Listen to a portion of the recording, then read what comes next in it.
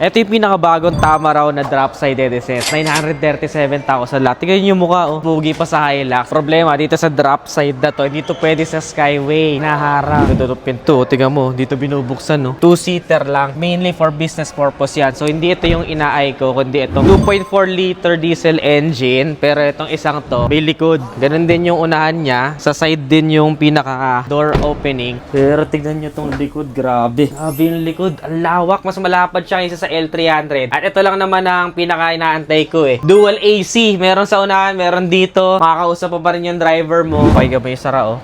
Smooth na smooth eh, no? Manual transmission, 5-speed. Tingnan nyo mga aircon vents, oh, sobrang rugged, oh. Parang dun sa FJ Cruiser, cubby holds dito. Wala lang visor para sa passenger. Sa driver, meron. Ang laki. Ang lawak dito sa loob, Netizense. Actually, dito, pwedeng magdalawa. Kaya lang, I think, isa lang tao lang ang recommended kasi yung seatbelt niya, pang isahan lang. Pero sobrang lapad kung passenger ka, di ba? Naka-analog display tayo. Tapos, meron din siyang radyo dito. Hindi pa siya high-tech, pero ang rugged ng look niya. Pwede ipang probinsya, panghanap buhay. 1,142,000 ng SRP. Para sa inyo, Netizense, sulit ba? Follow this page for the full review. Again, this is Adriano. Always keep it cool, ride safe always.